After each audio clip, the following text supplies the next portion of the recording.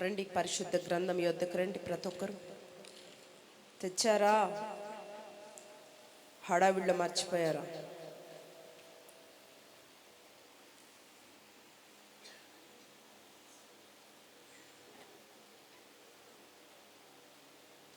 Bibles ఏవి? Right, రండి. పరమగీతముల గ్రంథము 1వ అధ్యాయము 7వ వచనాన్ని చదువుకుందాం. Song of Solomon chapter 1 verse 7. పరమగీతముల గ్రంథము 1వ అధ్యాయము 7వ వచనాన్ని చదువుకుందాం.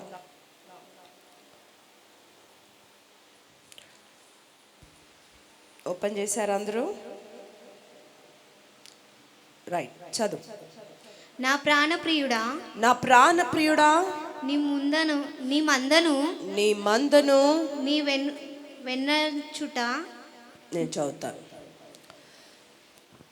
నా ప్రాణప్రియుడా, నీ మందను నువ్వు వెచ్చట మేపుదువో, మధ్యాహ్నమున ఎచ్చట నీడకు వాటిని తోలుదువో నాతో చెప్పుము. ముసుగు వేసుకొనిన దాననై నీ జతకాండ్ల మందల యొద్ద నేనెందుకుండవలెను? చాలు. రైట్, చదవబడిన లేఖనం కొరకు వచ్చిన ప్రార్థన చేద్దాం. దేవుడు ఈ వచనముతో మనందరితో మాట్లాడున్నట్లు కళ్ళు మూసుకొని ప్రార్థిస్తామా? ప్రతి ఒక్కరు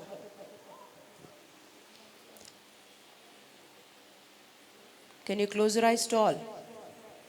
ఆశ్చర్యకరుడా, బలవంతుడా, మీకు వందనాలు. ఈ యొక్క మధ్యాహ్న కాల సమయంలో మరొకసారి మీ పాద సన్నిధికి వస్తున్నాం తండ్రి. నన్ను మమ్మల్ని బలపరచండి, మాతో మాట్లాడండి. నిలబడుతున్న నన్ను మీ సిలువ చాటున మరుగు చేయండి. మీ శైలిలో, మీ స్థాయిలో మా అందరితో మాట్లాడి మీ నామానికి మహిమ తెచ్చుకోమని, వినగలిగిన చెవులు, గ్రహించగలిగిన హృదయాలు మాకు దయచేయమని యేసుక్రీస్తు శక్తి కలిగిన మీ నామములో అడిగి వేడుకొనుచున్నాము తండ్రి, ఆమేన్. చెప్పారా? ఆమెన్ చెప్పారా? ప్రార్థించారు అందరూ? ఏమని ప్రార్థించారు? దేవా నాతో మాట్లాడని ప్రార్థన చేశారా? Right, super, wonderful. రైట్, సంగమ దేవుని బిడ్డలారా, గడిచిన కాలము దేవుడు తన అమూల్యమైన రెక్కల కింద బలపరిచి, ఎన్నో బలహీనతలు ఉన్నప్పటికీ మరలా బలపరిచి తన సన్నిధిలో సజీవురాలుగా, బలవంతురాలుగా మరలా ఆయన నన్ను నిలబెట్టినందుకు నా దేవునికి మనస్సారా కృతజ్ఞతలు తెలియచేస్తున్నాను. Thank you Jesus. అలాగే కూడి వచ్చిన మీ అందరికీ యేసుక్రీస్తు నామంలో నా వందనాలండి.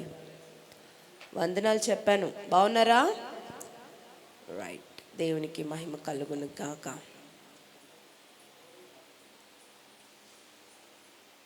Are you all right? చక్కగా కూర్చున్నారా? ఫ్రీగా కూర్చున్నారా? స్టార్ట్ చేద్దామా? ఏంటి? Are you ready? Are you ready? Right, సంగమా దేవుని బిడ్డలారా, వాక్యముకి వెళ్ళక ముందు కొంచెం ఇంట్రడక్షన్ మనం ధ్యానం చేద్దాం. ఈరోజు పరమగీతముల కన్యక అంటే ప్రియుడు అనబడుతున్న యేసుక్రీస్తు ప్రభువు, ప్రియురాలు అనబడుతున్న షూలమ్మతి అంటే ఎత్తబడే సంఘమునకు సాదృశ్యంగా ఉంది ఈమె. ఈ షూలమ్మతి ఎవరంటే ఎత్తబడే సంఘానికి సాదృశ్యమే ఈ షూలమ్మతి. ప్రియుడు ఎవరు? యేసయ్య. తీసుకొని రావడానికి అంటే మనలందరినీ తీసుకెళ్ళే రారాజు ప్రియుడు. యెరూషలేము కుమార్తెలు అని కూడా చూస్తాం మనం పరమగీతంలో. యెరూషలేము కుమార్తెలకి సాదృశ్యం ఏంటంటే నామకార్థ సంగమునకు సాదృశ్యమే యెరూషలేము కుమార్తెలు. హల్లెలూయా. అయితే చూడండి సంగమా, ఇక్కడ చాలా ఒక బాధాకరమైన మాటను మనం చదివాం. షూలమ్మతి అనబడుతున్న ఎత్తబడే సంఘముకి సాదృశ్యంగా ఉన్న ఈ షూలమ్మతి, ఈ సహోదరి బాధాకరమైన స్థితిలో ప్రార్థన చేస్తుంది, దేవుణ్ణి అడుగుతుంది. ఏమని అడుగుతుంది? మనం చదివాం ఇక్కడ. నా ప్రాణప్రియుడా, నీ మందను ఏమంటుందండి, ఎక్కడ మేపుతున్నావో ఒకటి, రెండు మధ్యాహ్నం పూట వాటిని నీడకు ఎక్కడికి తీసుకెళ్తున్నావో నాతో చెప్పు. ఒకటి, మందను ఎక్కడ మేపుతున్నావు, రెండు మధ్యాహ్నం పూట వాటిని నీడకు ఎక్కడికి తీసుకెళ్తున్నావో నాకు చెప్పు అని అడుగుతూ, ముసుగు వేసుకొనిన దాననై ఈ జతకాళ్ళ మందలో నేను ఎందుకు ఉండాలి అని ప్రశ్నిస్తుంది. ప్రశ్నిస్తూ ప్రార్థన చేస్తున్నప్పుడు అక్కడ యేసుక్రీస్తు ప్రభుల వారు చేసిన ఒక అద్భుతమైన కార్యము 2వ అధ్యాయం 4వ వచనాన్ని చదవండి. ఆయన నన్ను విందుశాలకు తోడుకొని వెళ్ళెను. దేవునికి స్తోత్రం. ఈమె అడుగుతుంది, నేను ఎందుకు ఈ జతకాళ్ళ మధ్యలో ఉండాలి అని ప్రార్థన చేసినప్పుడు యేసుక్రీస్తు ప్రభుల వారు ఆమెను ఎక్కడ తీసుకెళ్లారంట? ఎక్కడికి? ఒక మంచి విందుశాలకు ఆమెని తీసుకొని వెళ్ళాడంట. దేవునికి స్తోత్రం. ఉదయకాల ఆరాధనలో ఈ అంశం గురించి మనం ధ్యానం చేశాం. ఆయన చేతి మేత అనే అంశం మీద ఈ ప్రశ్న అడిగినప్పుడు ఆయన ఆమెను ఎక్కడ తీసుకెళ్ళాడు? విందుశాలకు తీసుకెళ్ళాడు. విందుశాలకు తీసుకెళ్ళి అక్కడ ఆమెకి ఏం పెట్టాడు?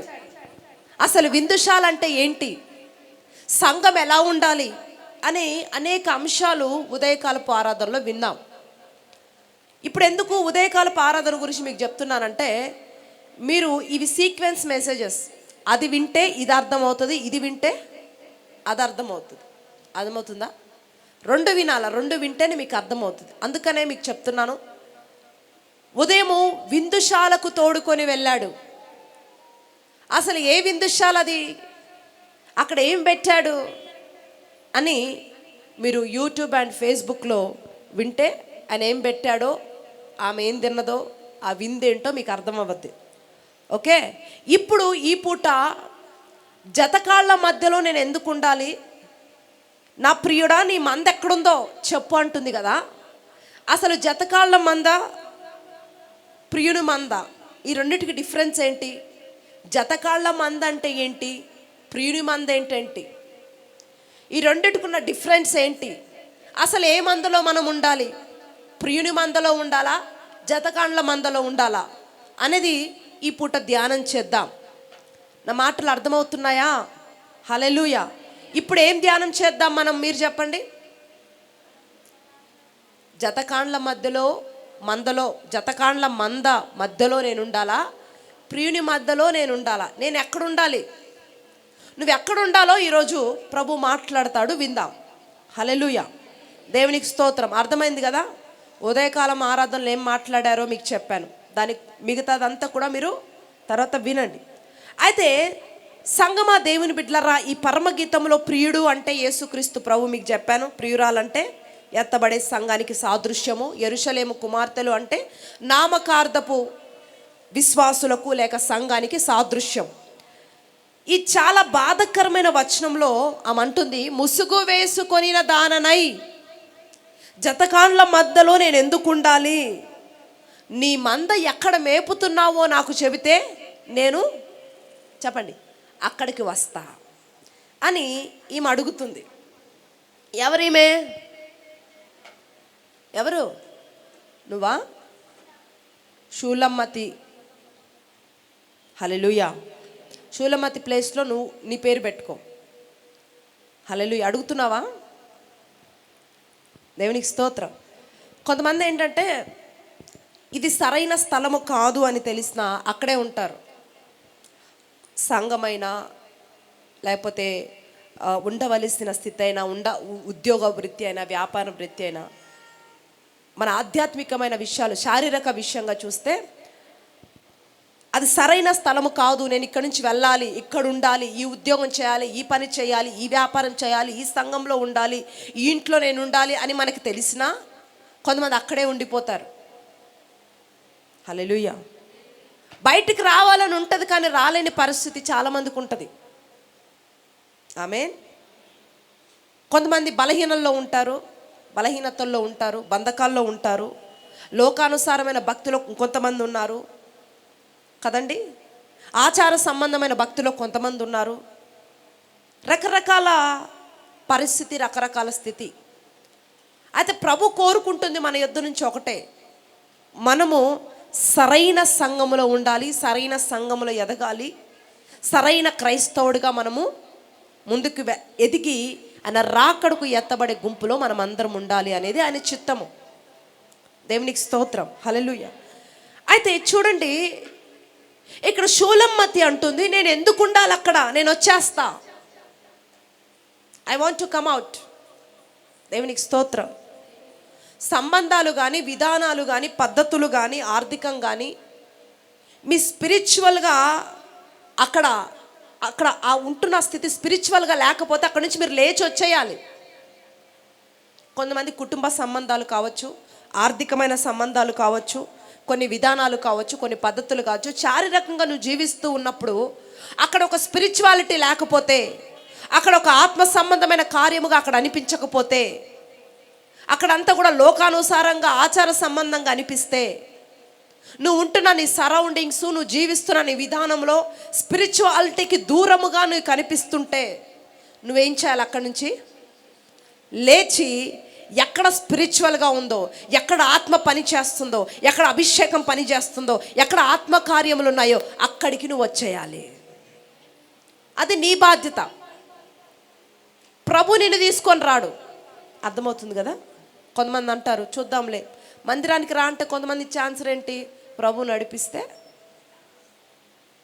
ప్రభు కార్యం చేస్తే చూస్తా కదండి. ఫస్ట్ రావడం అనేది ఆయన నిన్ను తీసుకురాడు, నువ్వు రావాలి, అప్పుడు ఆయన నీతో వస్తాడు. నా యొద్దకు మీరు రండి, అప్పుడు మీ యొద్దకు నేను వస్తానన్నాడు. కానీ నేను వస్తాను తర్వాత నువ్వు వద్దులే అనలా. అర్థమవుతుందా అండి? హల్లెలూయా. ఫస్ట్ ఎఫర్ట్ ఎవరు ఇవ్వాలి? మన సైడ్ ఉండాలి, అప్పుడే దేవుడు కార్యములు చేయగలడు. అందుకే యేసుక్రీస్తు ప్రభు ఈ లోకానుసారంగా భూమి మీదకి నరుడిగా వచ్చినప్పుడు కొన్ని అద్భుత కార్యాలు వాళ్ళ సొంత ప్రజల మధ్యలో చేయలేకపోయాడు. అక్కడక్కడే ఎదిగాడు, అక్కడే పెరిగాడు కాబట్టి ఇతను నాకు తెలుసు అన్నట్లుగా వారు మాట్లాడుతుంటే, ఆ అద్భుతాలు చూసి కూడా నమ్మి నమ్మనట్లుగా లెక్క చేయని రీతిగా వారు ఉన్నప్పుడు ఆయన చేయలేకపోయాడు, అక్కడి నుంచి వెళ్ళిపోయాడు. అర్థమవుతుందండి? హల్లెలూయా, దేవునికి స్తోత్రం. కొంతమంది ఏం చేస్తారంటే అన్నిటినీ బ్యాలెన్స్ చేయాలని చూస్తారు. అన్నిటినీ అంటే ఇటు యేసయ్యని అటు లోకాన్ని బ్యాలెన్స్డ్గా బ్యాలెన్స్ చేయాలని బిహేవ్ చేస్తుంటారు. అన్నీ కవర్ చేస్తుంటారనమాట. వాక్యాన్ని కవర్ చేస్తారు, పాటలు అన్నీ కవర్ చేస్తారు, దైవికమైన విషయాలను కవర్ చేస్తారు, ఇటు లోక సంబంధమైన వాటిని, ఆచార సంబంధమైన వాటిని కూడా కవర్ చేస్తారు. బ్యాలెన్స్డ్గా బ్రతకాలని అటుకొక కాలు ఇటొక కాలు చేసి బ్యాలెన్స్ చేస్తుంటారు. చాలా తెలివిగా ప్రవర్తించామనుకుంటుంటారు. హల్లెలూయా. ఇప్పుడు ఇస్కరియోతు యూదా ఇటు యేసయ్యకి టచ్లో ఉన్నాడు, అటు హన్నా కయప్ప వాళ్ళకు కూడా టచ్లో ఉన్నాడు. ఇద్దరిని బ్యాలెన్స్ చేస్తున్నాడు. ఎంత తెలివైనడో కదా! అలాంటి తెలివి మీకుందా? అంత తెలివిలోకి రాగాకండి మరి. హల్లెలూయా, దేవునికి స్తోత్రం. ఏం చేస్తున్నాడండి ఆయన? ఇటు లోకముతోనూ అటు యేసయ్యతోనూ రెండిటితో టచ్లో ఉన్నాడు. కొంతమంది ఇట్లాగే ప్రవర్తిస్తుంటారు. అందుకే యేసును చంపగోరుతున్న వారితో ఫ్రెండ్షిప్ చేస్తున్నాడు, యేసయ్యతోనూ ఫ్రెండ్షిప్ చేస్తున్నాడు యూదా. కొంతమంది అంటారు మేము మారు మనసు పొందామంటారు, కానీ ఆ పాపిష్టి బంధాలు, ఆ స్నేహాలు వదిలిపెట్టరు. కొన్ని నిన్ను పూర్తిగా లోకం వైపు మార్చే కొన్ని ఫోన్ కాల్స్, కొన్ని బంధాలు, కొన్ని స్నేహాలు, వాటన్నిటి నుంచి బయటికి రమ్మంటే రాలేని పరిస్థితి. వద్దామనుకుంటారు కానీ రాలేకపోతారు. ఎన్నోసార్లు ఇంక అయిపోయింది, ఇదొక్కటే, ఇంక ఇదే లాస్ట్, ఇంక ఇప్పటి నుంచి నేను బయటకు వచ్చేయాల, ఈ సంబంధాల నుండి, ఈ కాల్స్ నుండి, ఈ లోకం నుండి, ఈ చీకటి నుండి నేను బయటకు రావాలి అని అనుకుంటారు. వెంటనే మరలా ఇదొక్క రోజే, ఇదొక్క క్షణం, ఇదొక గంటే, లేకపోతే ఈ 2 నెలలు, ఇంకింతటితో నెక్స్ట్ ఇయర్, ఇట్లా రోజులు గడుపుతూ ఉంటారు. సంగమా, నేను ఏం చెప్పడానికి ప్రయత్నం చేస్తున్నానంటే ఇక్కడ ఏం కనిపిస్తుందంటే, ఒకటి ప్రియుని మంద కనిపిస్తుంది, 2 జతకాండ్ల మంద కనిపిస్తుంది. ఆమె అంటుంది, నేను జతకాండ్ల మందలో నేను ఎందుకు ఉండాలి? ఆమెకు అర్థమైందంట, కొన్ని రోజులు వస్తుంది పోతుంది. ఆమెకి ఇప్పుడు అర్థమైంది ఏంటంటే ఇది జతకాండ్ల మంద అని అర్థమైంది ఫైనల్గా ఆమెకి. ఎవరు? ఆమె దగ్గరే ఉండండి కొద్దిసేపు, ఓకే? ఆమెకి ఏమర్థమైంది? ఇది జతకాండ్ల మంద అని అర్థమైంది, ప్రియుని మంద కాదు అని అర్థమైంది. నువ్వు వెళుతున్న సంఘంలో నువ్వు వెళుతూ ఉన్నప్పుడు నీకు అర్థమైపోవాలి అక్కడున్న ఆత్మీయ స్టేటస్ ఏంటి. ఇది ప్రియుని మందనా, ఇది జతకాండ్ల మందనా, లేకపోతే అక్కడున్న సేవకుడు పిలువబడినవాడా, అభిషక్తుడేనా, వాక్య ప్రత్యక్షత ఆయనకుందా, వాక్యంలో అనేక అంశాలను, ఆ యొక్క ఉపదేశాలను సరిగ్గా వివరించి దంచి రొట్టెగా మార్చి నాకు ఆహారంగా తీసుకొస్తున్నాడా? ఈ స్పిరిచువల్ స్టేటస్ అంతా నీకు అర్థమైపోవాలి నువ్వు వచ్చే కొద్దీ. కొంతమంది 10 సంవత్సరాలు అవుతున్నా వెళుతున్నారు, వస్తుంటారు, కానీ ఆ సంఘము యొక్క స్పిరిచువల్ స్టేటస్ ఏంటో అర్థం కాదు. అసలు వాళ్ళు ఎక్కడున్నారో కూడా వారికి అర్థం కాదు. ఆత్మీయతలో నువ్వు ఎక్కడి దాకా వచ్చావంటే, నేను వచ్చానండి, దగ్గరకు వచ్చాను అంటాం. ఎక్కడి దాకా వచ్చావని గట్టిగా అడిగితే నేను యేసయ్య దాకా వచ్చానంటాం. అంతకుమించి యేసయ్య దాకే వచ్చావు, బాగానే ఉంది. యేసయ్య దాకా అంటే ఎంత దగ్గరకు వచ్చావంటే చెప్పలేం. ఇప్పుడు నువ్వు మడిమి లోతులో ఉన్నావా, మోకాళ్ళ దాకా వచ్చావా, నడుము లోతుల్లోకి దిగావా, లేదా పూర్తిగా మునిగావా అన్నది నీకు తెలియాలి కదా. ముందు నీకన్నా తెలియాలి కదా, వేరే వాళ్ళు పక్కన పెడితే. సరే, నీకు తెలుసా ఈరోజు నువ్వు ఎక్కడి దాకా వచ్చావో? ఆత్మీయకంగా నువ్వు ఏ లోతుకు వచ్చావు ఏమైనా ఐడియా ఉందా నీకు? మిమ్మల్ని అడుగుతున్నాను, స్పిరిచువల్గా నీ స్టేటస్ ఏంటి? వచ్చాను ఎక్కడ దాకా, నీ ఏం అర్థం కావట్లా. నో, ఇలాంటి ఒక గురి లేని భక్తి కాదు మీరు చేయాల్సింది. ఇంకా ప్రతిరోజు నిన్ను నువ్వు కొలుచుకోవాలి. కొలుచుకోమంటే నీ హైట్ని కొలుచుకోమని కాదు, మళ్ళీ నీ వెయిట్ని కొలుచుకోమని కాదు, నీ ఆత్మీయ స్టేటస్ కొలవబడుతుండాలా. హల్లెలూయా, దేవునికి స్తోత్రం.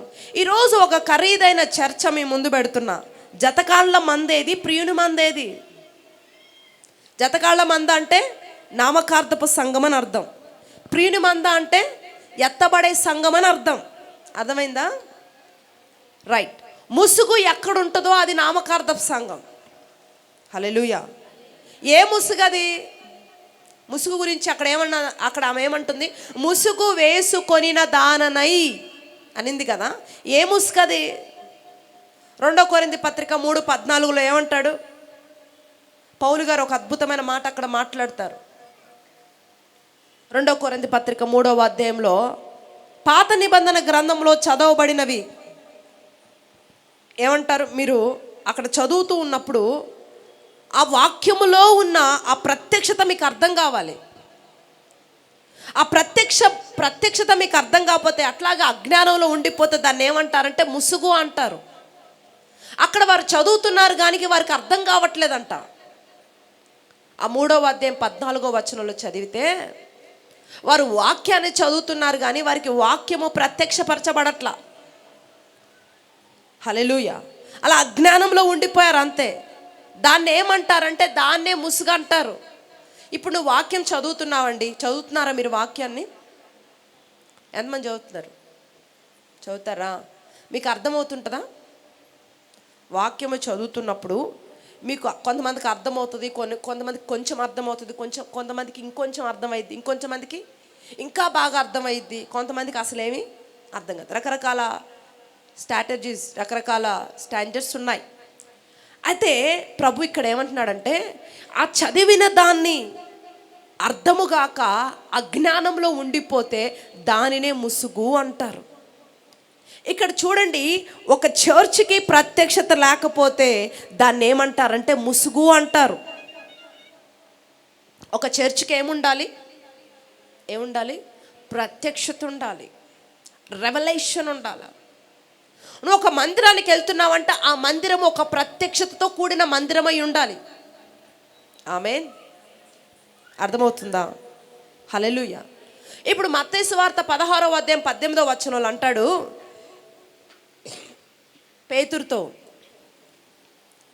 ఏమంటాడు అక్కడ? ఆ డిస్కషన్ అవుతూ ఉంటుంది ఒకటి. ఈ బండ మీద సంఘమును కడతావు అన్నారు. హల్లెలూయా. ఇక్కడ పాయింట్ ఏంటంటే నువ్వు పేతురువి నీ మీద కడతాను అనలా. అక్కడ నీ మీద కడతాను అనలేదు, బండ మీద కడతాను అన్నాడు. అవునా? దేవునికి స్తోత్రం. ఇప్పుడు ఒకవేళ పేతురు మీద కట్టుంటే పేతురు చచ్చిపోతే సంఘం చచ్చిపోద్ది. పేతురు అటు ఇటుగా త్రొట్టిల్లితే సంఘము త్రొట్టిల్లుతుంది. అక్కడ పేతురు మీద కట్టలేదు, బండ మీద కట్టాడు. బండ మీద కడతాను అన్నాడు. అర్థమవుతుందా అండి అక్కడ? హల్లెలూయా. దానికంటే ముందు ఒక చర్చ నడుస్తుంది ఆ శిష్యులకి యేసుక్రీస్తు ప్రభువుకు మధ్య. అదే అధ్యాయంలో యేసయ్య అడుగుతారు. ఏమడుగుతారు? నాన్న, అసలు ప్రజలందరూ నా గురించి ఏమనుకుంటున్నారు అని శిష్యులను అడుగుతాడు యేసయ్య. అడిగితే వాళ్ళు అంటారు, ఒక్కొక్కరు ఒక్కొక్క ఆన్సర్ ఇస్తుంటారు.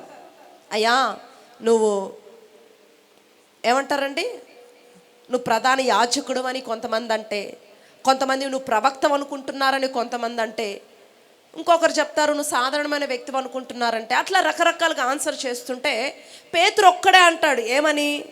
నీవు సజీవుడవైన దేవుని కుమారుడవి అని అంటాడండి. హల్లెలూయా. ఏమంటాడు? నువ్వు సజీవుడవైన దేవుని కుమారుడు అని అనుకుంటున్నాను. వెంటనే యేసయ్య ఇస్తున్న ఆన్సర్ ఏంటి? షబాష్ బిడ్డ, నా తండ్రి ఆత్మ నీకు బయలుపరిస్తేనే కానీ నీకు ఈ విషయము తెలియపరచబడలేదు. నా తండ్రి ఆత్మ నీకేం చేసింది? బయలుపరిచింది.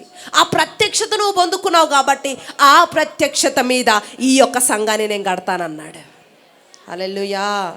అర్థమవుతుందా? పేతురు మీద కడతానల్లా, పేతురు పొందుకున్న ప్రత్యక్షత మీద సంఘం కట్టబడింది. చాలామంది అనుకుంటారు ఈ బండ అంటే పేతురు కాబట్టి పేతురు మీద సంఘం కట్టాడు. నో. అర్థమవుతుందా మీకు? హల్లెలూయా. పేతురు ఏదైతే ప్రత్యక్షత పొందుకున్నాడో ఆ ప్రత్యక్షత మీద దేవుడు ఏం చేశాడు? తన సంఘాన్ని కట్టాడు. అక్కడ బండ అంటే ప్రత్యక్షత అని అర్థం. హల్లెలూయా. నువ్వు ఆ ప్రత్యక్షత పొందావు కాబట్టి ఆ ప్రత్యక్షత మీద నేను సంఘాన్ని కడతాను. పేతురు మీద కాదు, క్రీస్తు అనే ప్రత్యక్షత మీద సంఘము కట్టబడింది. దేవునికి స్తోత్రం. హల్లెలూయా. సంఘానికి పునాది ఏంటంటే ప్రత్యక్షత. సంఘము ప్రత్యక్షత మీద కట్టబడిద్ది. అయితే ఇక్కడ షూలమ్మతిలో లేదు ఆ ప్రత్యక్షత. షూలమ్మతి వెళ్ళే సంఘములో లేదంట.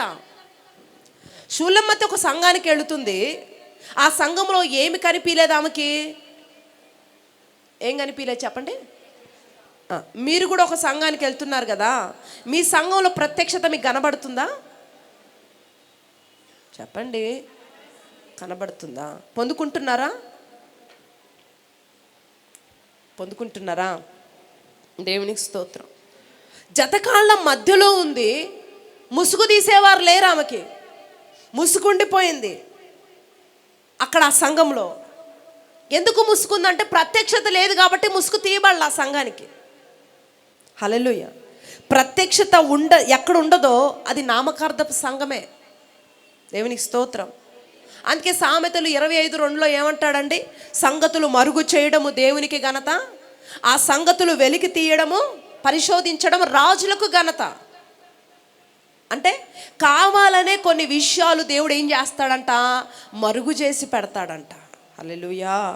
దాన్ని ఎవరు వెతికి తీస్తే వాడే కింగ్ ఎవరు? మరుగు చేయబడిన ప్రత్యక్షతను ఎవరు వెలికి తీస్తారో వారు కింగ్. ఆమేన్. నీ సంఘము ఎలా ఉండాలంటే మరుగు చేయబడిన ప్రత్యక్షతలను వెలికి తీసి వాటిని సంఘానికి బోధించాలా నీ సేవకుడు. హల్లెలూయా. అప్పుడు అది ప్రత్యక్షత కలిగిన సంఘము అని నువ్వు రూఢి చేసుకోవచ్చు. ఇప్పుడు నువ్వు ఏ లెక్కన రూఢి చేసుకున్నావు ఈ సంఘంలో ప్రత్యక్షత ఉందని? నువ్వు చెప్పావు కదా ఇందాక ప్రత్యక్షత ఉందండి మా సంఘంలో అన్నావు కదా, ఏ లెక్క నీకు అర్థమైంది ప్రత్యక్షత ఉందని? నీకు ఎట్లా అర్థమైంది ఇక్కడ ప్రత్యక్షత ఉందని? ఎలా అర్థమైందండి? మరుగు చేయబడిన విషయాలు మీకు బోధించబడుతున్నాయి కాబట్టి ఇక్కడ ప్రత్యక్షత ఉందని మీకు అర్థమైంది. రైట్, హల్లెలూయా, దేవునికి స్తోత్రం. ముసుగు అంటే జతకాండ్ల మంద. ఏది బోధించాలి, ఏది బోధించకూడదు, ఏది పునాది, ఏది పైగోడలు, ఏది పైకప్పు, ఇవన్నీ కూడా తెలిస్తేనే సంఘం అండి. ఇవన్నీ తెలియపరచబడాలి నీకు. పునాది ఏంటి, గోడలంటే ఏంటి, పైకప్పు అంటే ఏంటి, ఎవ్రీథింగ్ నీకు బయలుపరచబడుతుండాల, ప్రత్యక్షపరచబడుతుండాల, నువ్వు నేర్చుకుంటుండాలా. దేవునికి స్తోత్రం. ముసుగు అంటే ప్రత్యక్షత లేని సంఘము అని అర్థం అండి. అర్థమవుతుందా? ముసుగు వేసుకొనిన దానినై నేను ఎందుకు ఇక్కడ ఉండాలి అని ఆమె ప్రశ్నిస్తుంది అక్కడ. అంటే ఈ ప్రత్యక్షత లేని సంఘంలో నేను ఎందుకు ఉండాలి అంటూ నీ మందని ఎక్కడ మేపుతున్నావు? ఆమేన్. ఆమెకు అర్థమైంది ఇది ఆయన చేతి మేత కాదు అని. ఏమర్థమైంది ఆమెకు చెప్పండి? నేను తింటున్న మేత ఆయన చేతి మేత కాదు అని ఆమెకి అర్థమైంది. హల్లెలూయా. మీకు అర్థమైందా? మీరు ఏం తింటున్నారో ఏం వింటున్నారో మీకు ఏమైనా అర్థమవుతుందా? ఏం వింటున్నారు, ఏం తింటున్నారు? ఆయన చేతి మేత తింటున్నారా? ఆయన చేతి మేతనేనా? హల్లెలూయా, హల్లెలూయా, దేవుడికి స్తోత్రం. ఆయన ఆహారము ఇలా ఉండదు, ఏదో తేడాగా ఉందే, ఈ టేస్ట్ మారిందే, ఎంత తిన్నా నాకు బలం రావట్లేదేంటి, ఎంత తిన్నా నాకు శక్తి రావట్లేదేంటి, ఆ టేస్ట్ రీచ్ అవ్వట్లేదేంటి అని ఆమెకు అప్పుడు అర్థమైందంట. హల్లెలూయా. ఆమెకి ఎంత తిన్నా 10 సంవత్సరాలు అవుతుంది, వాక్యాలు వింటుంది, పాటలు పాడుతుంది, ఆరాధన చేస్తుంది, 10 ఏళ్ళు అయింది, 15 ఏళ్ళు అయింది, 20 ఏళ్ళు అయింది, కానీ తింటున్నా సరే ఆమెకి ఏం రావట్లేదు. ఏం రాలేదు చెప్పండి? బలం రాట్లా. ఇప్పుడు ఒక 10 ఏళ్ళ పిల్లోడు బలం రాకుండా బక్కకుంటే వాడిని ఏం జడ్జిఫై చేస్తారు? వీడు బలహీనం అయిపోతున్నాడు కాబట్టి వీడిని ఎక్కడికి పంపాలి? ఇప్పుడు హాస్పిటల్కి తీసుకెళ్ళాలా, అంతేనా? ఏదో తేడాగా ఉంది, వాడి శరీరంలో ఏదో తేడా పడింది, ఇప్పుడు వాడిని బాగు చేయాలి కాబట్టి హాస్పిటల్ తీసుకెళ్ళాలి అనుకుంటాం. అవునా కదా? బలహీనుడు అయిపోతూ ఉంటారు రోజు రోజుకి. వీడేంటి ఎంత పెడుతున్నా, వీడేంటి ఇట్లా అయిపోతున్నాడు, నీ హాస్పిటల్కి తీసుకెళ్తాం. ఇప్పుడు బండి పని చేయకపోతే షెడ్కి, అంతేనా?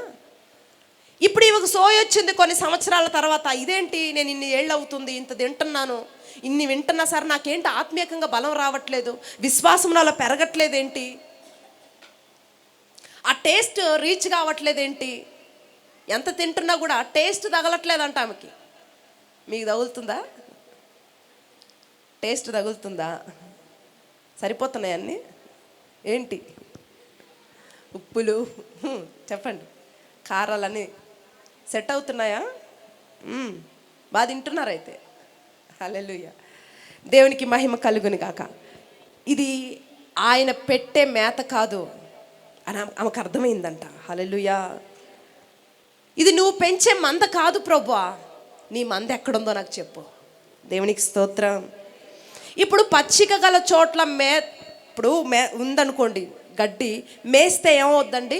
బాగా ఏపుగా గడ్డి ఉంది, అక్కడ మేస్తే ఏమవుతుందంటే ఎంత తిన్నా గడ్డే వస్తుంది, మట్టి రాదు. అవునా కదా?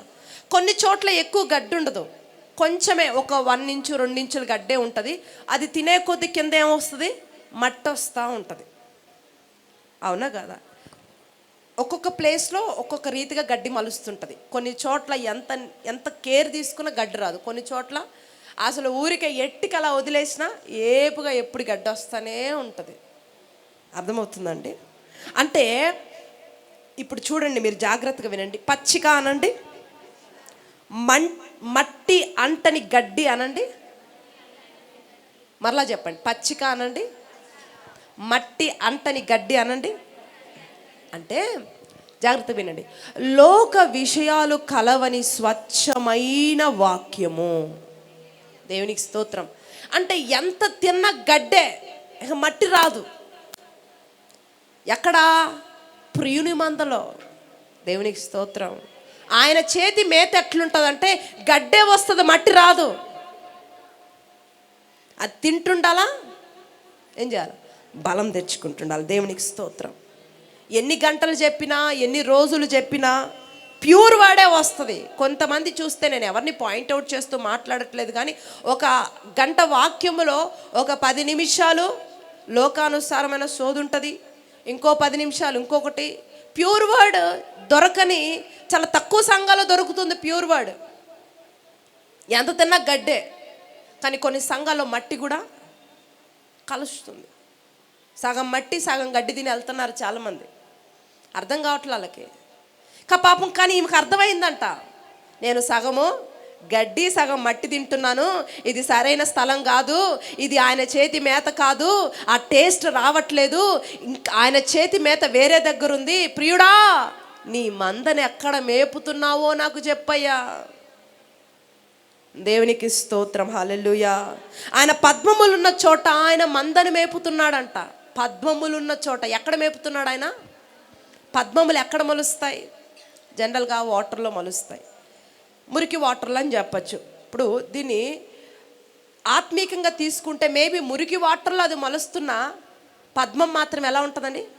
మురికి అంటుకుని ఉంటుందా?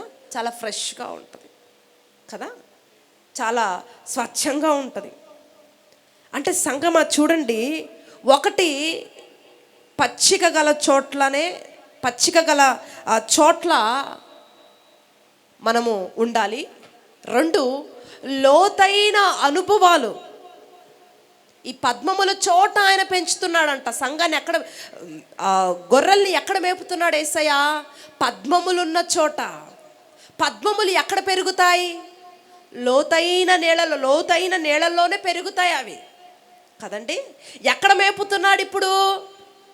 లోతైన చోట. అంటే లోతైన అనుభవాలు, లోతైన ఉపదేశాలు, ఆ స్థలములో మేపుతున్నాడట.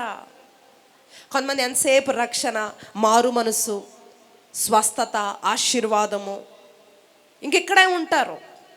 రక్షణ సందేశాలు ఉంటాయి, మారు మనసు సందేశాలు ఉంటాయి, స్వస్థత, విడుదల అన్నీ ఉంటాయి, ఒక్కొక్కటి స్టెప్పు.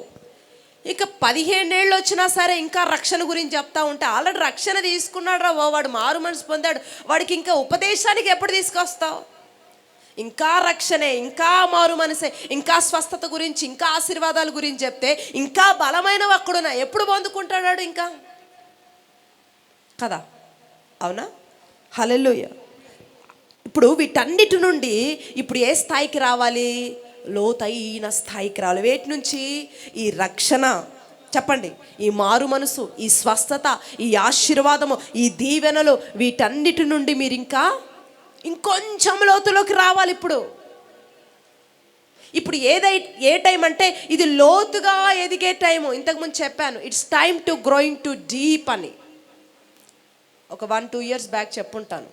ఇది లోతుగా ఎదిగే సమయం. ఇది ఏ సమయం ఇది? ఇంకా మారు మనసు పొందుకో, ఇంకా రక్షణ సందేశాలు, ఇంకా ఇది కాదు, ఇంకా నువ్వు బ్లెస్ అవుతావు, నువ్వు మంచిగా ఒక గిన్నెలో పిండి బిసుకు, దాన్ని దేవుడు నీ తొట్టంతా ఆశీర్వదిస్తాడు. ఇంక ఈ ప్రసంగాలు కాదు, ఇక బలమైన ఉపదేశాలు రావాలి. దాని ద్వారా నువ్వు బలం పొందుతుండాలా, లోతుగా వస్తుండాలా. ఆ లోతైన వాటిలో మరుగు చేయబడిన ప్రతి దీవెనను స్వాతంత్రించుకోవాలా. దేవునికి స్తోత్రం. పౌలు గారు అంటారు, అందుకే ఎంతసేపు మూలపాఠాలు చెప్తారు మీరు, ఇంకా పునాది ఎంతకాలం వేస్తారు? క్రీస్తుని గురించి బలమైన ఉపదేశాలు వింటూ సంపూర్ణంగా సాగిపోండి అంటాడు కొరంథీ సంఘంతో. ఎంతసేపు మీరు మూలపాఠాలు వింటూ వెళ్తారు? ఇంకా అక్కడ ఎన్ని రోజులు ఉంటారు మీరు? ఇంకెన్ని రోజులు పునాది వేస్తారు? ఇప్పుడు ఒక ఇంటికి ఎన్ని రోజులు వేస్తారండి పునాది? 10-15 రోజులు కదండి, అంతకుమించి అలా సంవత్సరం తరబడి పునాది వేసుకుంటూ కూర్చుంటారా? ఇంకా పునాది 10 ఏళ్ళు వేస్తే ఇల్లు ఎప్పుడు, స్లాబ్ ఎప్పుడు వేయాలి, గోడలు ఎప్పుడు కట్టాలి, ప్లాస్టింగ్ ఎప్పుడు చేయాలి, ఇంకా చాలా పని ఉంది కదా.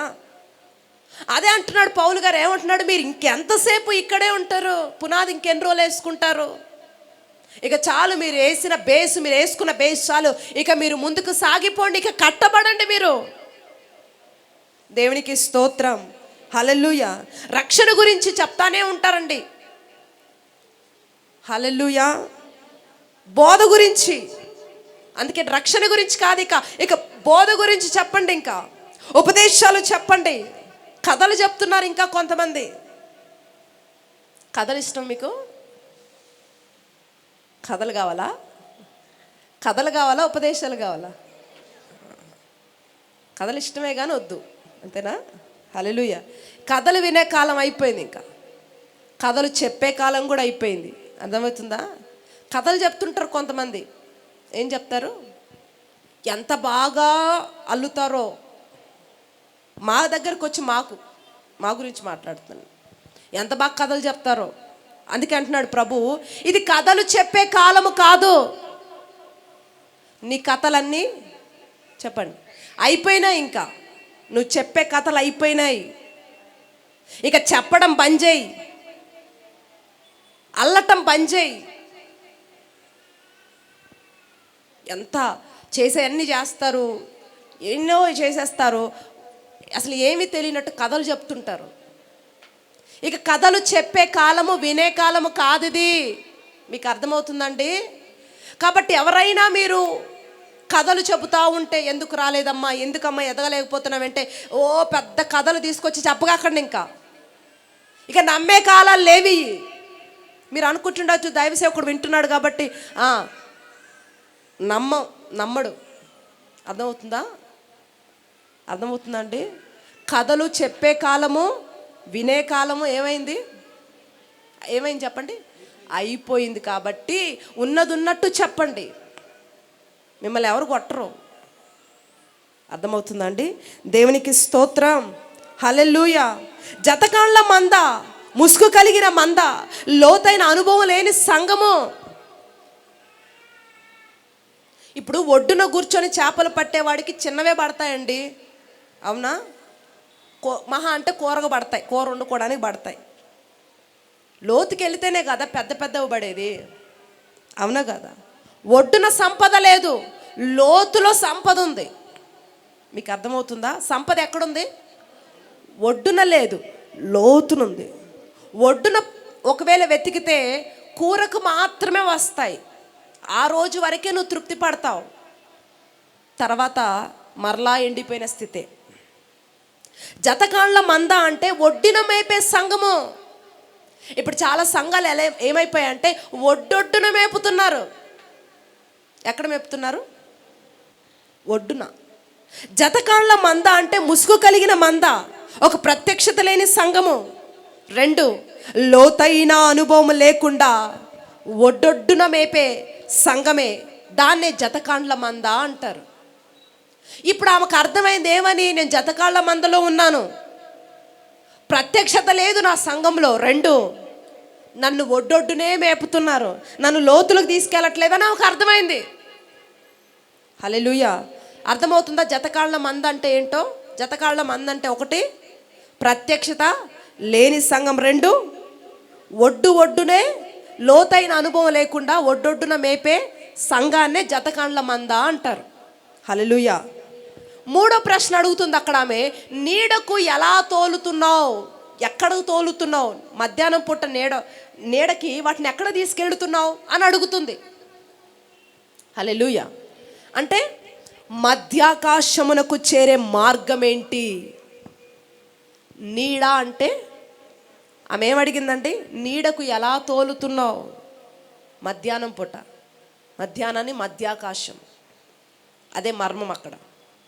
మధ్యాకాశమునకు చేరే మార్గం ఏంటి అంటే రాకడకు సిద్ధపాటు గురించి ఇక్కడ మాట్లాడుతుంది. సిద్ధపాటు అనండి. హల్లెలూయా.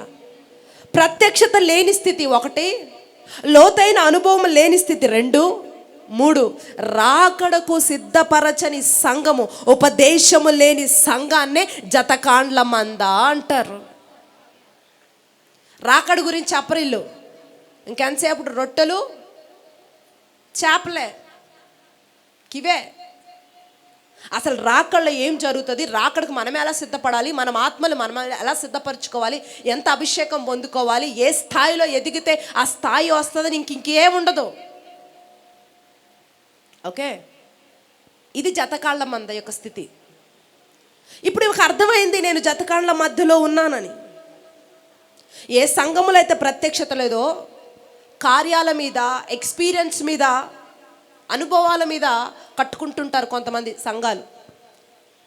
అలా పైన అలా ఏమవుతుందంటే పైన బండి పోతూ ఉంటుంది తప్ప నామకార్థ సంఘమే అంటున్నాడు ప్రభు. మేబీ నీకు ఎక్స్పీరియన్స్ ఉండొచ్చు, చాలా అనుభవం నీకు ఉండొచ్చు, కానీ నీకు ప్రత్యక్షత లేకుండా, లోతైన అనుభవం లేకుండా ఏంటండి నువ్వు లోతుగా ఆ యొక్క అస్థాయిన స్థితిని నువ్వు పొందలేవు. బండి పోతూ ఉంటుంది, సంఘం నడుస్తూ ఉంటుంది, నువ్వు కూడా ఏదో ఆత్మీయంగా అలా పోతూ ఉంటావు తప్ప అది నామకార్థపు సంఘమే అంటున్నాడు. దేవునికి స్తోత్రం. లోతైన అనుభవాలు లేకుండా అంటే మొదటి మూలపాఠాలు అంటే ప్రాథమిక అనుభవాలు, ఇంకా పాలు పట్టడమే. ఈ స్థితి లేకుండా ఏ సంఘం అయితే ఉంటుందో ఆ సంఘం కూడా నామకార్థ సంఘమే.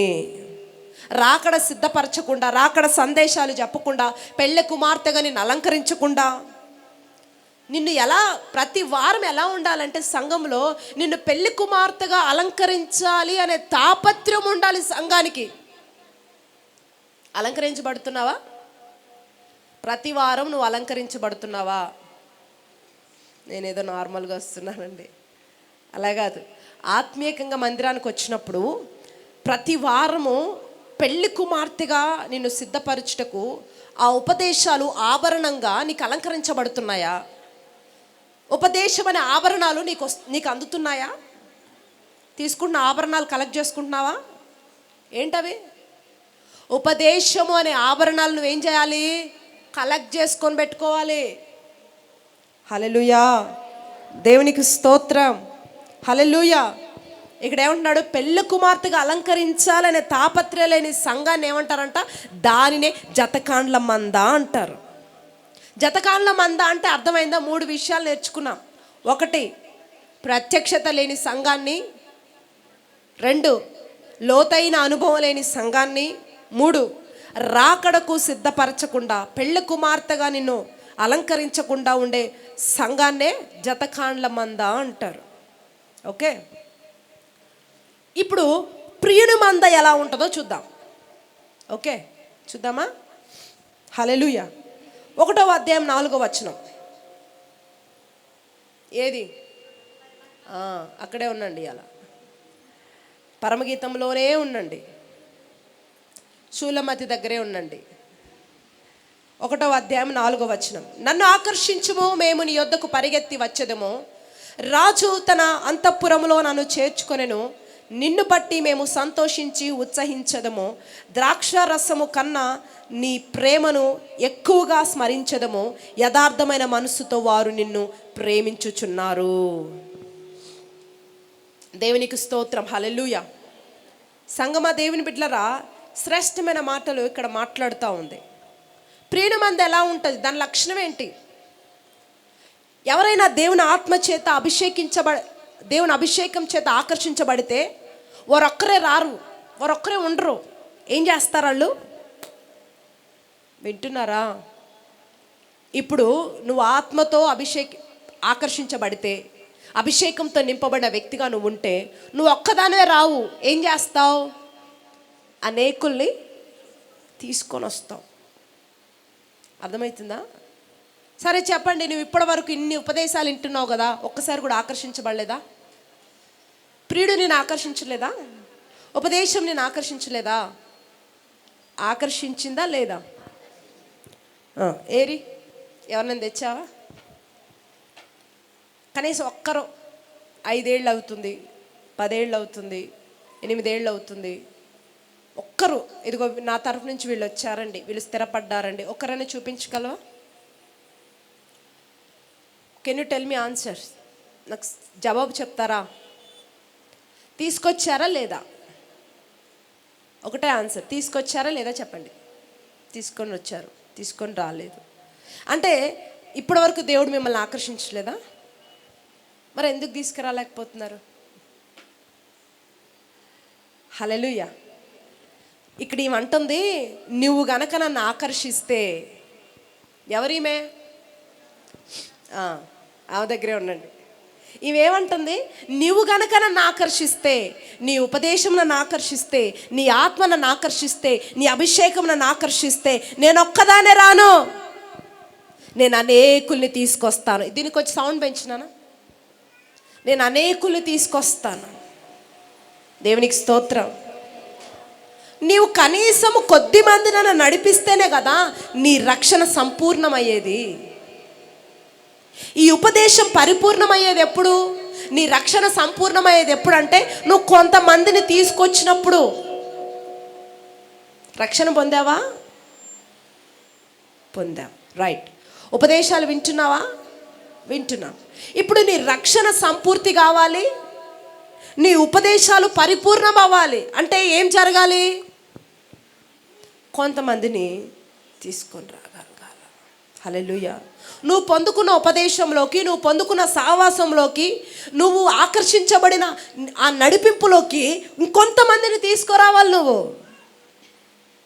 ఇప్పుడు ఇందాక నువ్వు ఎక్కడున్నావు అంటే నేను ప్రియుని మందలోనే ఉన్నాను అన్నావు, చాలా టేస్ట్ ఫుడ్ తింటున్నానన్నావు, విందుశాలలోనే ఉన్నానన్నావు. మరి ఇంత తింటూ నువ్వు ఒక్కదానివే తింటే ఏం బాగుంటుంది చెప్పు? బాగుంటుందా? పక్కన వాళ్ళకు కూడా తినిపించండి అప్పుడప్పుడు, వాళ్ళు కూడా టేస్ట్ చేస్తారు కదా. అవునా కదా? వాళ్ళు కూడా టేస్ట్ చేస్తే బాగుంటుంది కదా. అవునా? దేవునికి స్తోత్రం. ఎప్పుడు టేస్ట్ చేపిస్తారు మరి? కమింగ్ సూనా? త్వరలోనా? దేవునికి స్తోత్రం. నమ్మచ్చా? హల్లెలూయా. టేస్ట్ చేయించండి. దేవునికి స్తోత్రం. హల్లెలూయా. ఇక్కడ ఏముంటుందామే? నన్ను ఆకర్షించు, నేను అనేకుల్ని తీసుకొని వస్తాను. ఇక్కడ అదే 2వ అధ్యాయం 9వ వచనం చదవండి. సరే 1:9 చదవండి ఫస్ట్. 1వ అధ్యాయంలోనే 9వ వచనం. నా ప్రియురాల ఫరో యొక్క రథాశ్వము. చాలు, రథశ్వము అనండి. రథశ్వము. ఫరో రథాలు లాగే గుర్రాలు. ఇప్పుడు రథశ్వము, అశ్వము అంటే గుర్రము అని అర్థం. అశ్వము అంటే ఏంటి? గుర్రం. ఇక్కడ యేసుక్రీస్తు ప్రభువు ఆ ప్రియురాల్ని దేంతో పోలుస్తున్నాడు? రథశ్వముతో, అంటే ఫరో యొక్క రథ గుర్రాలతో పోలుస్తున్నాడు. ఎవరిని? మనల్ని అందరినీ, ప్రియుని మందలో ఉన్నవారిని. మీరు ఎక్కడున్నారు? మీరు అందరు ఎవరంటే మీరు రథశ్వములు. మీరు ఎవరు? మీరు ఇక్కడ ఫరో రథాలు లాగే గుర్రాలు ఎలా ఉంటాయంటే మంచిగా ఉంటాయి కదండి. ఇప్పుడు ఫరో గుర్రాలకి పెట్టుకున్నాడంటే మామూలువి పెట్టుకుంటాడా? పిచ్చి పిచ్చి పెట్టుకుంటాడా? మంచి మేలు రకమైన గుర్రాలనే పెట్టుకుంటాడు. వాటి వాహనాలు నడపటానికి, వారి వాహనాలు నడపటానికి మంచివే పెట్టుకుంటాడు కదా. అంటే రాజుగారి రథములు లాగే గుర్రాలు మేలు జాతివై ఉంటాయి. అవునా? Top, the best and top గుర్రాలే రాజుగారి వాహనాలు నడపడానికి సెలెక్ట్ చేసుకుంటారు. అవునా కాదా? హల్లెలూయా. ఇప్పుడు యేసయ్య సంఘాన్ని ఎలా పోలుస్తున్నాడో చూడండి. ఫరో రథాలు లాగే గుర్రము అంటే కొంతమంది ఏమంటున్నారు? మీరు మీరు మీరు ఫరో రథాలు లాగే గుర్రాలండి, మీరు రథశ్వాలమ్మ మీరు అని అంటే కొంతమంది ఇంకా ఏమనుకుంటున్నారంటే చిన్న గొర్రె పిల్లను నేను యేసయ్యా. కానీ దేవుడు దేంతో పోలుస్తున్నాడు మనల్ని? అశ్వము. మీరు మామూలు కాదు, మీరు గుర్రాలు. కానీ మనమేమనుకుంటున్నాం? ఇంకా 10 ఏళ్ళు అవుతుంది మందిరానికి వచ్చి, 15 ఏళ్ళు అయిపోయింది, 20 ఏళ్ళు అయిపోయింది, ఇంకా చిన్న గొర్రె పిల్లను నేను. ఇంకా పైగా ఒక సజెషన్ ఇస్తారు ఏంటో తెలుసా? మెల్లిగా నన్ను నడుపు. ఆయనకి తెలీదా ఎలా నడపాలో? వీళ్ళే మళ్ళీ ఇంకొకటి మళ్ళీ ఏంటి? మెల్లిగా నడపాలంటాను. ఎలా నడపాలి? నేను అంటాను, రక్షణ పొందిన కొత్తలో ఆ పాట పాడితే సర్లే, పాపం బిడ్డ నిన్న మొన్న వచ్చింది, సంవత్సరం అయింది, 2 ఏళ్ళు అయింది, చిన్న గొర్రె పిల్ల అనొచ్చు.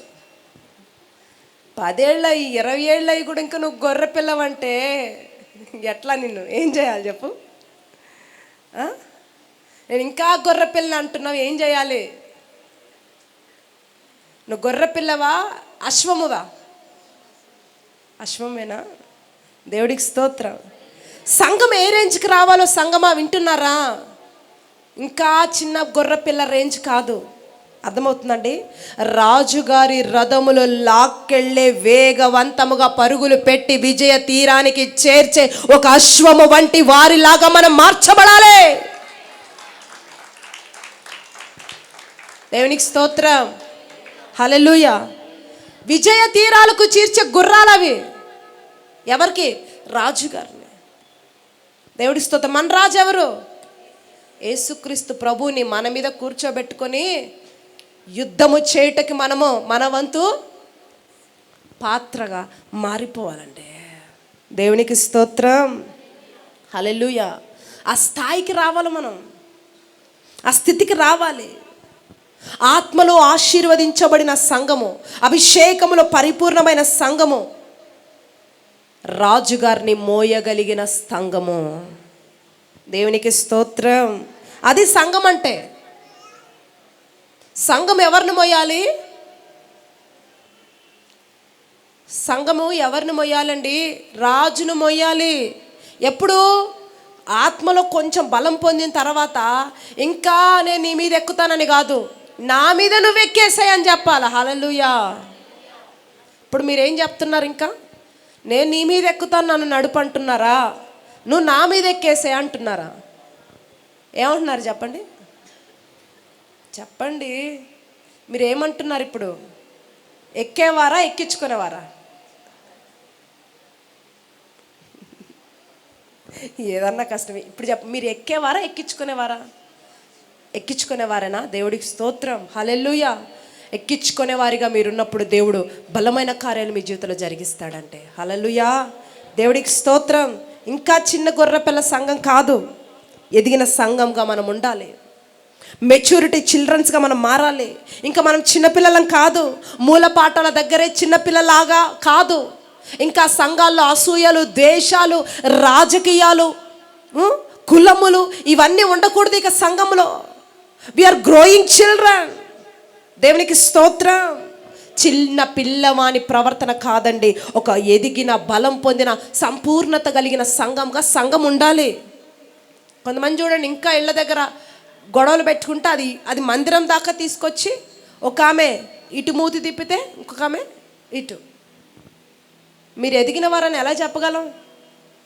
ఏమన్నా అంటే నేను 20 ఏళ్ళ నుంచి వస్తున్నానండి మందిరానికి, యేసయ్య పరిచయం 20 years, he was my best friend అన్నట్టు మాట్లాడతారు. బట్ ఆయన క్వాలిటీ ఒకటి ఉండదు, ఒక మార్పు ఉండదు, సేమ్ యాజ్ ఇట్ ఈజ్. ఇంకంతే. సంగమా, నువ్వు ఆత్మీయుల అభివృద్ధి పొందుతూ ఉన్నప్పుడు ఈ చిన్న చిన్నవి అసలు పట్టించుకో. ఈ చిన్న చిన్న వాటి మీద అసలు మనసు పెట్టవు. ఎవరన్నా ఏదన్నా అంటున్నా, ఏదన్నా అనుకుంటున్నా తిరిగి మరలా మాట్లాడే వ్యక్తిగా నువ్వు ఉండవు. దేవునికి అప్పగించేసి వెళ్ళిపోతూ ఉంటావు. ఆ స్థాయికి నువ్వు వచ్చినప్పుడు, ఆ పరిపక్వత దేవుడు నీలో చూసినప్పుడు, దేవుడు నీ పట్ల ఇంకొన్ని బలమైన కార్యాలు జరిగిస్తాడు. దేవునికి స్తోత్రం. ఎప్పుడైనా చిన్నపిల్లలకి ఏది పెద్ద వాటిని అప్పగించమండి, పెద్దవాడికే అప్పగిస్తాం. మీరేం చేస్తారు? అంతే చేస్తారా? చిన్నోడికి అప్పగిస్తారా, పెద్దోళ్ళకి అప్పగిస్తారా? అఫ్కోర్స్ ఒక మనుష్యుడిగా మనమే అంటే యేసయ్య కూడా అంతే కదా. అంటే మనం గ్రోయింగ్ చిల్డ్రన్స్గా, ఆత్మలో ఎదిగిన బిడ్డలుగా మనం ఉన్నప్పుడు ఆ పెద్ద పెద్ద వాటిని స్వతంత్రించుకునే అధికారము, సామర్థ్యము, స్టామినా అవన్నీ దేవుడు మనకు అనుగ్రహిస్తాడండి. దేవునికి స్తోత్రం. హల్లెలూయా. ఫరో రథాంశములు అంటే అవి ఎలా ఉంటాయి తెలుసా అండి? మామూలుగా ఉండవు, చాలా ఎత్తుగుంటాయంట. మీరు గూగుల్ చేసి చూడండి తర్వాత. ఫరో అశ్వములు ఎలా ఉంటాయో, చాలా ఎత్తుగా ఉంటాయి, చాలా అందంగా ఉంటాయంట, చాలా బలంగా ఉంటాయంట. అవి ఎలా ఉంటాయి? ఎత్తుగా, అందముగా, బలముగా. అంటే వాటి టీవీ, ఆ రేంజ్ వాటిది వేరుంటుంది కంప్లీట్గా. అవి అలా నడుస్తూ వస్తుంటేనే వాటి టీవీ. కొంతమందిని చూసి అబ్బా నడక పొగుడుతుంటారు కదా, ఆ టీవీ. పొగిడారు ఎప్పుడన్నా? చనిపోయినప్పుడు ఎవరన్నా ఒక వ్యక్తి ఎవరైనా చనిపోతే ఆ వ్యక్తి గుణగణాలు, నడవడిక, తర్వాత ఆయన నడిస్తే ఆయన టీవీ వేరుగుండేదండి, ఆయన నడక వేరుగుండేదండి చెప్పుకుంటూ ఉంటాం కదా కదండి. ఈ రథాశ్వములో అవి నడుస్తుంటేనే దాని టీవీ, దాని రేంజ్ వేరుంటుందంట. అవి అంత ఎత్తుగా ఉంటాయి, అందమైనవి, బలమైనవి, వేగవంతమైనవి కూడా. దేవునికి స్తోత్రం. మీరెవరు చెప్పండి? మీరెవరు? అశ్వములు. అశ్వములేనా? దేవునికి స్తోత్రం. ఇన్ని సంవత్సరాలు మీరు అశ్వములు కదా. మీరు ఇన్ని సంవత్సరాల్లో మీ ఆధ్యాత్మికత వేగవంతమైందా, తగ్గిందా? ఇప్పుడు ఫరో రథాశ్వములు అంట వేగవంతమైనవంట, బలమైనవంట, ఎత్తుగా ఉన్నాయంట, అందంగా ఉన్నాయంట. నువ్వు కూడా నేను అశ్వము అంటున్నావు కదా. మరి నీ ఆధ్యాత్మికత వేగవంతమైందా, తగ్గుతుందా, ఆగిపోయిందా? ఎక్కడున్నావు నువ్వు? హల్లెలూయా. యజమానుని ఒక చోటు నుండి మరొక చోటుకి మోసుకెళ్ళే అశ్వము వంటి వారిగా మనం ఉండాలి. ఒకసారి నీ స్పిరిచువల్ స్టేటస్ ఏంటో నీకు నువ్వే ఒకసారి చెక్ చేసుకో. ఎక్కడ ఆగిపోయావో, ఎక్కడ నిలబడిపోయావో, ఎక్కడ వెనక్కి వెళ్ళావో, ఎంత దూరం వచ్చావో. ఇప్పుడు ఎవరికైనా ఫోన్ చేసి ఎక్కడ దాకా వచ్చావరా అంటే ఏమంటారు? ఒక 5 నిమిషాలు, 10 నిమిషాలు, ఆ జర్నీ స్టేటస్ చెప్తాడు కదా. అలాగే నీ స్పిరిచువల్ స్టేటస్ ఏంటి? ఈరోజు ఎక్కడ దాకా వచ్చావు? మోకాళ్ళ దగ్గర ఉన్నావా? ఒడ్డొడ్డునే ఉన్నావా? కొంచెం నడుముల దాకా వచ్చావా? ఇంకా కొంతమంది మడిమిల దగ్గరే ఉన్నారా? పూర్తిగా మునిగిన అనుభవం నీకుందా? ఎక్కడున్నావు? దేంతో పోలుస్తున్నాడు సంఘాన్ని? ఫరో రథాశ్వములతో పోలుస్తున్నాడు. అంటే రథాశ్వములు అంటే మామూలు కాదండి, ద టాప్ మోస్ట్. దేవుడు సంఘాన్ని ఆ రేంజ్లో చూస్తున్నాడు. సంఘం అంటే మనల్ని దేవుడు ఆ రేంజ్లో చూస్తున్నాడు, చిన్న రేంజ్లో కాదు. నువ్వేమో చిన్న గొర్రె పిల్లను, యేసయ్యా నన్ను మెల్లిగా నడిపేసయ్యా అంటున్నావు. కానీ నీ రేంజ్ ఏమో పెద్దగా ఉంది. దేవుడు ప్రణాళిక కలిగి ఉన్నాడు, దేవుడు ఉద్దేశం కలిగి ఉన్నాడు నీ రేంజ్ని. మాటలు మీకు అర్థమవుతున్నాయండి? లేచి అశ్వము వలె ప్రభు కొరకు పరిగెత్తడానికి ట్రై చేయి. ఆత్మలో అభిషేకములు అలా కూర్చోవద్దు. దేవునికి స్తోత్రం. ఇకపై నువ్వు ఒకే దగ్గర ఉన్న క్రైస్తవుడిగా ఉండకూడదండి. ఇక లేయాలి, పరిగెత్తాలి, నీ ఆత్మీయత వేగవంతం అవ్వాలి. ఆత్మలో నువ్వు ఎదిగే విధానము చూస్తే పైన ఎవరు? దేవదూతలు ఆశ్చర్యపోవాలి. అరే నిన్నగాక మొన్న ఏమో గొర్రెపిల్లను ఏడుస్తూ ఉంది, ఇప్పుడేంటి గుర్రం వల్ల ఇలా పరిగెడుతుంది అన్ని విషయాలు అని చెప్పి మెంటల్ ఎక్కి షాక్ అయిపోయి యేసయ్యా అంటే యేసయ్య ఏమనాలా? పో నా బిడ్డకి లైన్ పెట్టి ఎక్కడ ఏమన్నాయి మొత్తం తెచ్చిపో అంటాడు. దేవునికి స్తోత్రం. హల్లెలూయా. సంగమ దేవుని బిడ్డలరా, ఎత్తబడే సంగముకున్న క్వాలిటీ ఏంటంటే రథాశ్వము. ఆ రేంజ్కి నువ్వు నేను రావాలని పరిశుద్ధాత్మ దేవుడు కోరుకుంటున్నాడు. మేబీ ఈ రోజు వరకు నేను ఇంకా గొర్రెపిల్లని నాకు అజ్జయ్ ఇజ్జయ్, నాకు ఈ పరిస్థితి, నా పరిస్థితి, ఊరికే ఏడ్చే స్టేజ్లో ఉన్నావేమో. నువ్వు ఏడ్చే బిడ్డగా ఉండకూడదు, సాతాను శక్తుల్ని ఏడిపించే బిడ్డగా నువ్వు ఉండాలి. That is the will of God. ఇంకా ఏడుస్తూ కూర్చొని అది కాలేదు ఇది కాలేదు అనే స్థాయి కాదు నీ స్థాయి. నీ మీదకి విక్కు పెడుతున్న బాణాలు, నీ మీదకి విసురుతున్న శక్తులు, నిన్ను చల్లా చెదురు చెయ్యాలని ఎవరు మనుషులు, వ్యక్తులు ఏవి ఎక్కడెక్కడ లేస్తున్నాయో వాటికి పిచ్చెక్కిపోవాలి.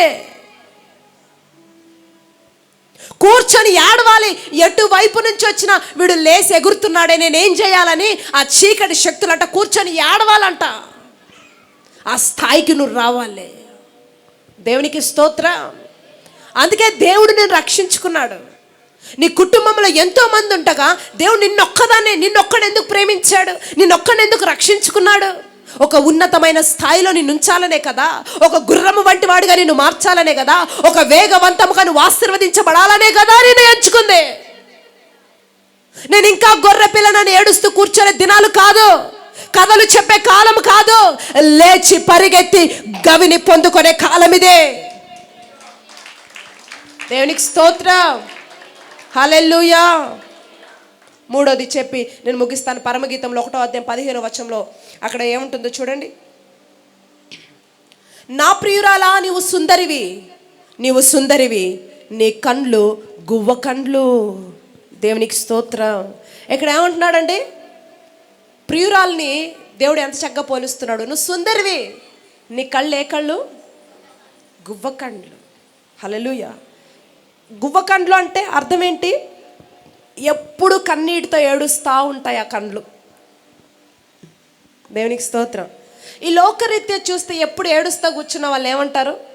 ఎప్పుడు ఏడుపు కొట్టే, ఎప్పుడు ఏడుస్తానే ఉంటుంది ఈ మొహం. నీ ముఖం నాకు చూపిగాకు, చిరాకేస్తుంది, నీ ముఖం చూస్తే వికారం అనిపిస్తుంది.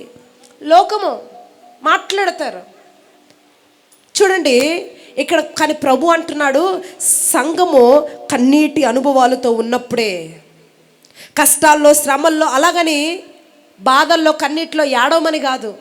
సంఘం అంట ఏ అనుభవంతో ఉండాలి? ఒకటి, మరలా ముందుకు రండి, సంఘం ఏ అనుభవంలో ఉండాలి? ఆమె ఆకర్షించబడుతూ అనేకులు తీసుకొచ్చే అనుభవంలో ఉండాలి. ప్రియుని సంఘంలో ఉన్నవారు, ఏ సంఘంలో ఉన్నవారు? రెండవది ఏంటి? అశ్వము వంటి వారిగా బలముగా ఉండాలి, వేగవంతంగా ఎదుగుతుండాలా. మూడవది, కన్నీటి అనుభవాలతో నింపబడిన వారిగా ఉండాలి. ఏ అనుభవాలు? కన్నీటి అనుభవాలు. అలాగని ప్రతిదానికి ఏడుస్తూ కూర్చోమని చెప్పట్లా. ఏడిస్తే పశ్చాత్తాపం కోసం ఏడవాలి. అర్థమవుతుందా అండి? ఏడిస్తే పరిశుద్ధత కొరకు ఏడవాలి. ఏడిస్తే సంఘము అభివృద్ధి చెందాలని ఏడవాలి. ఏడిస్తే నశించిపోతున్న ఆత్మల కోసం ఏడవాలి. ఏడిస్తే పరిపూర్ణత కోసం ఏడవాలి.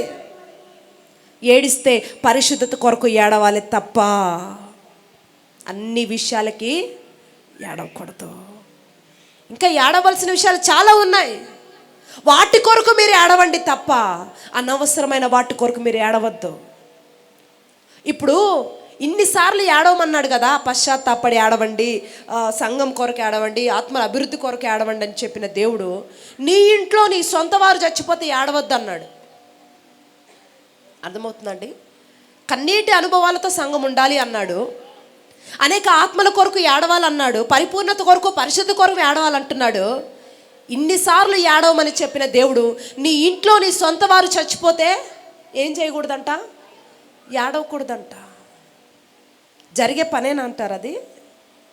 హల్లెలూయా. కష్టం కదండి.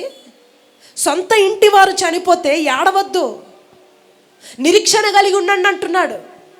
ఇప్పుడు ఒక వ్యక్తి నరకానికి పాత్రుడై నరకానికి వెళ్తుంటే, రక్షించబడని వ్యక్తిగా ఆ వ్యక్తి ఉంటే ఆ బిడ్డ కోసం ఏడవచ్చు. అయ్యో ఇన్ని రోజులున్నా సరే సువార్త వినలేకపోయాడే, నరకానికి ప్రాప్తుడయ్యాడే, సువార్త వినలేదే అని ఏడవు. కానీ ఒక వ్యక్తి రక్షించబడి దేవునిలో ఎదిగి పరిపక్వత చెందిన తర్వాత ప్రభు దగ్గరికి వెళితే అప్పుడు నువ్వేం చేయాలా? సంతోషపడాలి. హల్లెలూయా. ఏడవకూడదంట. ఇప్పుడు పిల్లలు అమెరికా వెళ్తున్నారు అనుకోండి, ఏం చేస్తాం? మా అబ్బాయి అమెరికా వెళ్ళాడు చెప్పుకొని తిరుగుతాం హ్యాపీగా, అవునా కదా? అదే పరలోకం వెళ్తే హ్యాపీగా ఉంటారా? ఉండరు. నేను అంటాను, అమెరికా కంటే బెస్ట్ ప్లేస్కి వెళ్ళాడు కదా, అవునా కదా? అమెరికా కంటే బెస్ట్ ప్లేస్ ఏంటి? పరలోకం. దేవునికి స్తోత్రం. హల్లెలూయా. నేను చెప్పే సువార్త ఏంటంటే, సంఘం ఎలా ఉండాలి? కన్నీటి అనుభవం కలిగిన సంఘంగా ఉండాలి. సంఘము కొరకు భారంగా ప్రార్థించే వ్యక్తిగా నువ్వు ఉండాలి. సంఘ క్షేమాభివృద్ధి కొరకు, ఆత్మల కొరకు, ప్రపంచము అనేకులు ఇంకా నశించిపోతున్న వారందరి కొరకు ఏడుస్తూ గువ్వ కండ్ల, ఆ కండ్లని దేవుడు ఎంత పొగుడుతున్నాడు చూడండి. నా ప్రియురాలా నీ కండ్లు గువ్వ కండ్లు. ఏడుపు కండ్లని ఎవరు ఇష్టపడరు, కానీ యేసయ్య అంటున్నాడు, ఆ కండ్లని చూసి మురిసిపోతున్నాడు, మంచిగా పొగుడుతున్నాడు, నా ప్రియురాలా అంటున్నాడు. దేవునికి స్తోత్రం. హల్లెలూయా. 51వ కీర్తనలో దావీదు పరిశుద్ధ కొరకు ఏడ్చాడు కదండి. 106వ కీర్తన 23వ వచనంలో పతనమైపోతున్న, నశించిపోతున్న ప్రజల కొరకు, ఉగ్రత పాలవుతున్న ప్రజల కొరకు మోషే ఏడ్చాడు, కన్నీటి ప్రార్థన చేశాడు. మొదటి సమూయేలు 10వ అధ్యాయం 11వ వచనంలో నశించిపోతున్న అనేక కుటుంబాల కొరకు హన్నా ఏడుస్తుంది, మందిరం కొరకు ఏడుస్తుంది. స్తోత్రం. హల్లెలూయా. ఎజ్రా ప్రజలు పరిశుద్ధంగా బ్రతకాలని ఏడుస్తున్నాడు. నెహెమ్యా మందిరపు గోడలు కట్టబడాలని కన్నీటితో ప్రార్థన చేశాడు. ఇలా కన్నీటితో ప్రార్థన చేసిన వారి అనుభవాలు చాలామంది ఉన్నారు బైబిల్లో. They are many people. ఎంతోమంది కన్నీటి అనుభవాలు కలిగిన వారుగా ఉన్నారు. కన్నీటి అనుభవం కలిగి ఉంటేనే అది ఎత్తబడే సంఘంగా ఉంటుంది. ఎత్తబడే సంఘానికి ఉండవలసిన క్వాలిటీ ఏంటి? ఒకటి, తను ఆకర్షించబడుతూ అనేకులు తీసుకొని రావాలి. 2, అశ్వములు వంటి వారిగా మారిపోవాలి, ఆత్మలో అభిషేకంలో వేగవంతంగా మారిపోవాలి. 3, కన్నీటి అనుభవము ఉండాలి. ప్రియుడి మంది ఎలా ఉండాలి, జతకళ్ళ మంది ఎలా ఉందో మనం ధ్యానం చేశాం, అవునా? ప్రియుడి మంది ఎలా ఉండాలి? నిన్ను ఆకర్షిస్తే అనేకులు తీసుకొచ్చే స్థాయిలో ఉండాలి. ప్రియుడి మందలో ఉన్నావు కదా నువ్వు ఎలా ఉండాలి? దేవుడు ఆత్మని ఆకర్షిస్తుంటుంది. నువ్వేం చేయాలి?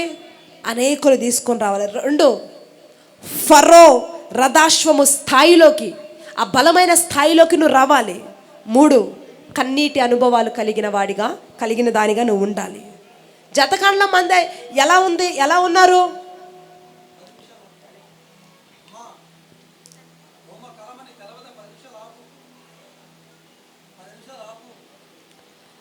హల్లెలూయా. జతకాండ్ల మంది ఎలా ఉన్నారు? ప్రత్యక్షత లేని వారిగా ఉన్నారు. 2, చెప్పండి, ఎలా ఉన్నారు? జతకాళ్ళ మందలో ఉన్నవారు ఎలా ఉన్నారండి? 1, ప్రత్యక్షత లేని వారుగా ఉన్నారు. 2, లోతైన అనుభవాలు లేనిగా వారిగా ఉన్నారు. 3, రాకడకు సిద్ధపడని సంఘములో ఉన్నట్లుగా వారు ఉన్నారు. అర్థమవుతుందా? ఎత్తబడే సంఘం ఎలా ఉంది? తన్ను ఆకర్షిస్తే అనేకులు తీసుకొచ్చే స్థాయిలో ఉంది. 2, అశ్వము స్థాయికి వారు ఎదిగారు. 3, కన్నీటి అనుభవము ఆత్మతో నింపబడిన వారిగా వారు ఉన్నారు. దేవునికి స్తోత్రం. 2 గురించి, ప్రియుని మంద, జతకాండ్ల మంద గురించి చెప్పాను. ఈరోజు మీరు ఏ మందలో ఉన్నారు? ప్రియుని మందలో ఉన్నారు. హల్లెలూయా. ప్రియుని మందలో ఉన్న వారి అనుభవాలు గొప్పగా ఉన్నాయి. అదే అనుభవాలతో మనం కూడా నింపబడి అట్టి స్థాయికి దేవుడు మనల్ని ఎదిగించి ఆశీర్వదించునుగాక. హల్లెలూయా. ఇకపై మనం అశ్వముల వంటి వారిగా బలముగా పరిగెత్తే వేగము మన ఆత్మలో ఉండునుగాక. ఆత్మీయకంగాను శారీరకంగాను అన్ని విషయాలు మనం వర్ధిల్లుదుము గాక. ఆమేన్. లేచి నిలబడి దేవునితో మాట్లాడితే చిన్న ప్రార్థన చేయి. ప్రియుని మంది ఎలా ఉందో, జతకాళ్ళ మంది ఎలా ఉందో నీతో మాట్లాడాడు. రానున్న దినాల్లో నువ్వు ఎక్కడుండాలో నీకు అర్థమైంది.